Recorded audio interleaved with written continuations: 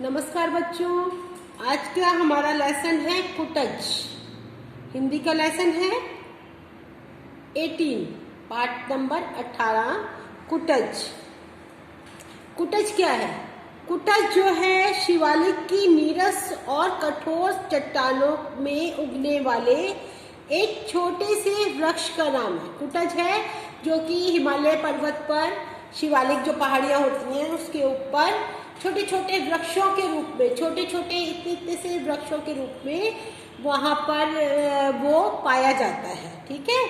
शिवालिक का अर्थ शिवा की अलकेत अथवा शिव की जटाजूट का निचला हिस्सा। जैसे शंकर भगवान की जटाएं होती है ना, जटाओं के नीचे का जो हिस्सा होता है उसको क्या बोलते हैं? शिवालिक बोलते हैं। तो शिवालिक के चट्टानों के अंदर ये कुटज नाम का छोटा सा जो वृक्ष है वो पाया जाता है हमारा। अच्छा, इसके बाद ये जो है इसमें इसके जो लेखक हैं हजारी प्रसाद द्विवेदी, ये हिंदी जगत के श्रेष्ठ निबंधकार हैं। इन्होंने बहुत अच्छे अच्छे निबंध लिखे हैं और उपन्यास भी लिखे हैं। हजारी प्रसाद द्विवेदी जी का जन्म जो था वो बलिया जिले के एक गांव में हुआ था। कहाँ हुआ था? बलिया जिले के एक गांव में हुआ था। और उनका हजारी प्रसाद नाम कैसे पड़ा उसके लिए भी एक बहुत अच्छी सी कहानी है, स्टोरी। एक उनके पिताजी के साथ एक ऐसा हादसा हुआ था कि उनका नाम हजारी प्रसाद पड़ा। जैसे ही उनका जन्म हुआ उस दिन जब उनके पिताजी रास्ते में जा रहे थे तो उन्हें 1000 रुपये की थैली मिली, ऐसे सड़क पर गिरी हुई मिली। तभी से उन्होंने इनका नाम जो है हजारी प्रसाद रख दिया। उन्होंने कहा कि भाई ये तो मेरे लिए बहुत लकी है, और मतलब उन्होंने इनको 1000 रुपये का प्रसाद मान करके इनका नाम ही हजारी प्रसाद रख दिया। अब जो है ये जो कुटज है एक गद्य लेख है, समझ में? निबंध है एक तरह का। ये क्या है? हिमालय की पर्वत श्रृंखलाओं में कहीं भी हमें हरियाली नहीं दिखाई देती। वहां पर सब पहाड़ी पहाड़ी होता है, पीला, ऐसे जटाजूट से ऐसे बने हुए होते हैं। और जो है धूप जो होती है, घास जो है वो भी क्या होती है? सूख जाती है। हिमालय के चारों ओर काली काली चट्टानें होती हैं और वो क्या होती है? बहुत ज्यादा सूखी सूखी होती हैं। यहाँ का जो वातावरण है वो मतलब ऐसा लगता है जैसे शंकर भगवान की जटाएं हो, ऐसी सूखी सूखी होती है ना। तो वहाँ का भी सारा जो भी हरियाली तो होती नहीं वहाँ पर, तो सारा जो भी वन होते हैं या पौधे होते हैं या पेड़ होते हैं वो सब सूखे हुए होते हैं।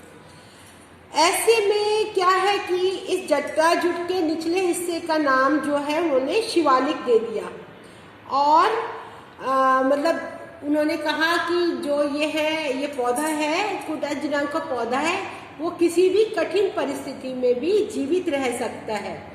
और जैसे कि शंकर भगवान पहाड़ों पर घूमते थे, कुछ खाते नहीं थे, पेड़ पत्ते खाते थे, फल फूल खाते थे, तो इसी तरीके से जो कुटज है वो भी शिवालिक का ही एक रूप है। और जो कुटज है ये एक छोटा सा वृक्ष जो कि इतनी जटिल परिस्थितियों में, विषम परिस्थितियों में हिमालय पर जीवित है, चट्टानों पर जीवित है। वह जीते हुए, हंसते हुए, साहस से चट्टानों को भेद कर अपने लिए जीवन जल तलाश करता है। मतलब इतनी कठिन परिस्थितियां होते हुए भी वो अपने आप को जीवित महसूस करता है। तो फिर क्या हुआ? जो फिर उसके बाद वो हमें ये सिखा रहे कि हमें चाहे कितनी भी कठिन परिस्थिति हो या कुछ भी हमारे सामने बहुत ही मुश्किलें हो, तब भी हमें हार नहीं माननी चाहिए। हमें निरंतर प्रयास करता रहना चाहिए और आगे बढ़ते जाना चाहिए। लेखक जो है, कुटज का अर्थ है कुट से उपज, यानी कुट से उत्पन्न हुआ। अब कुट किसको कहते हैं? घर को भी कहते हैं और घड़े को भी कहते हैं। लेकिन कुटज ना तो घर में पैदा हुआ ना घड़े में पैदा हुआ।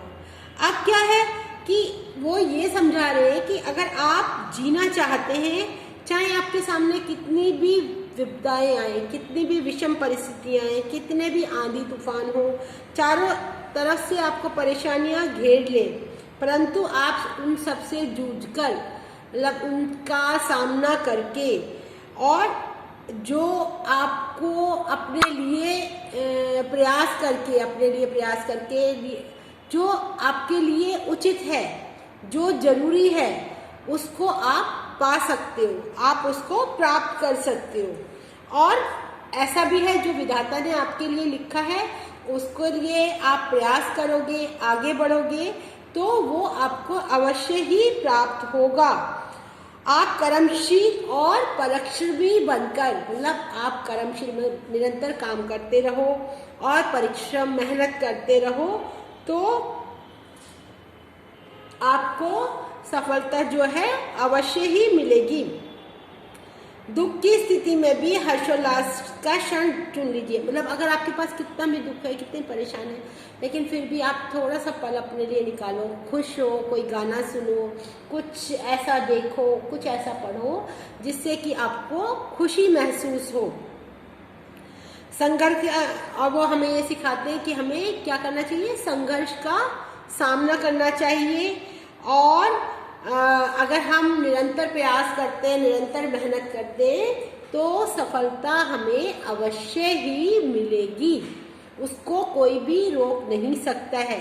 कुटज जी ही नहीं रहा, दूसरों को भी संदेश देता है। कुटज जो है, कुटज से हमें सीखना चाहिए। क्या सीखना चाहिए? कि हमें परमार्थ की सोच, मतलब भगवान को मानना चाहिए। कुटज हमें पग पग पर आदर्श जीवन चलना सिखाता है। कुटज से हम ये सीखते हैं कि वो इतनी कठिन परिस्थिति में भी वो जीवित रहता है, आगे बढ़ता है। जो छोटा सा ठिकरा सा पेड़ है शिवालिक की पहाड़ियों पर, तो हम भी अगर अपने जीवन में निरंतर प्रयास करते हैं, निरंतर मेहनत करते हैं, सच्चाई और ईमानदारी से आगे बढ़ते हैं, तो हमें कोई भी ऐसा कारण नहीं होता कि वो हमारी उन्नति को रोक सके। वो कहते हैं, कुटज कहता है कि हमें किसी के ऊपर निर्भर नहीं होना चाहिए, हमें कभी भी भीख नहीं मांगनी चाहिए, किसी के आगे हाथ नहीं फैलाना चाहिए, किसी के ऊपर निर्भर नहीं होना चाहिए, और ईश्वर के अतिरिक्त अन्य किसी से ना डरे। हमें भगवान से डरना चाहिए कि हम कोई भी गलत काम ना करें जिससे कि भगवान हमसे क्रोधित हो जाए, और हमें भगवान के अलावा किसी और से डरना भी नहीं चाहिए। और वो कहते हैं कि कर्मशील बनना चाहिए, हमें निरंतर कर्म करते रहना चाहिए, किसी की चापलूसी नहीं करनी चाहिए, संयमी बनना चाहिए। मतलब हमारे अंदर ये होना चाहिए कि संयम हो, कि जरूरी नहीं है हमें सब कुछ मिल सके। ऐसा भी होता है कि कई बार हम चाहते हैं, हमारा वो काम नहीं हो पाता, तो हमें उसके लिए भी संयम से रहना चाहिए। और विवेकवान, उदार और संघर्षशील और स्वाभिमानी बनना चाहिए। ठीक है, सबसे पहले हमें ये चीज़ों का बहुत ध्यान रखना है, बहुत ध्यान रखना है। जैसे कुटज अपनी इतनी परेशानियां होने के बावजूद भी वो निरंतर जीवित रहता है और आगे बढ़ता है। इसी तरीके से हमें भी अपने जीवन में निरंतर कर्मशील रहना चाहिए और आगे बढ़ते रहना चाहिए। ये लेसन मैंने आपको समझा दिया पूरा बहुत अच्छी तरीके से। शब्दार्थ आपके पास मैं भेज रही हूँ, इसको आप लिख लेना, कर लेना। और इसके गद्यांश हैं छोटे छोटे से, इसका आपको मतलब मैंने इसका हिंदी का सारा पूरा समझा दिया बहुत अच्छी तरह से, लेकिन जैसे छोटे छोटे इसमें हैं, इसको आप कर सकते हो। जैसे ये जो ठिकने से लेकिन शानदार दरख्त गर्मी की मार खा खा कर, इसको पढ़ोगे आप तो आपको समझ आती जाएगी, क्योंकि मैंने इसको बहुत अच्छी से ब्रीफ में सारा आपको समझा दिया। वो कहते हैं कि जैसे शिवालिक की पहाड़ियों पर कहीं छाया नहीं होती, कोई मिट्टी नहीं होती, कोई खाद नहीं होती, फिर भी क्या इतनी भयंकर गर्मी पड़ती है, बारिश पड़ती है, सर्दी पड़ती है, लेकिन कुटज जो है वो निरंतर फिर भी वहाँ पर अड़ा रहता है, खड़ा रहता है, जीवित रहता है। इसी तरीके से हमें भी अपने लाइफ में कितनी भी परेशानी हमारे पास आए, हमें उसके लिए आगे निरंतर बढ़ते रहना चाहिए। उसको हमें ये नहीं सोचना चाहिए कि हम यहाँ से भाग जाए, या हम ये काम नहीं करें, या हम इससे अपना पीछा छुटा लें। ये छोटे छोटे गद्यांश हैं, पद्यांश हैं, इनको आप अपने आप इसको पढ़ोगे और इसकी व्याख्या करोगे, प्रसंग सहित व्याख्या करोगे। इसके बाद आपका जो है ये प्रश्न उत्तर है, सही विकल्प चुनना है। लेखक को शिवालिक की पहाड़ियों में क्या दिखाई देता है? क्या दिखाई देता है? शिव की जटाएं, महादेव की मूर्ति, ठिगने शानदार वृक्ष और अलकनंदा का स्रोत। उसको क्या दिखता है? ठिगने शानदार वृक्ष, छोटे छोटे से उसको कुटज दिखते हैं, कुटज। लेखक पेड़ को पहचान लेता है, कैसे? एक ही बार में, दूसरी बार में, कई बार में, या बार बार देखने में? दूसरी बार में। निम्नलिखित में से लेखक के विचार अनुसार सही वाक्य बताना है आपको। क्या है इसमें? रूप व्यक्ति सत्य है, नाम समास सत्य है। ठीक है। फिर उसके बाद है लेखक के अनुसार कुटज का कौन सा नाम पौरुष व्यंजक नहीं है?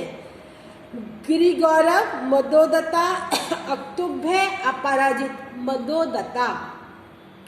कुटज का अर्थ बताते हुए लेखक किस शब्द को इससे जुड़ा हुआ नहीं मानता? कूटना।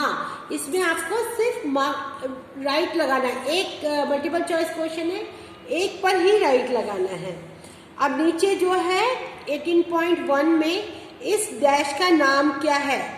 इस गिरिकुट बिहारी का नाम क्या है? शिवालिक की सूखी नीरस पहाड़ियों पर मुस्कुराते हुए ये वृक्ष नंदातीत हैं। अलमस्त। ये आपको फिल इन द ब्लैंक्स में भरना है।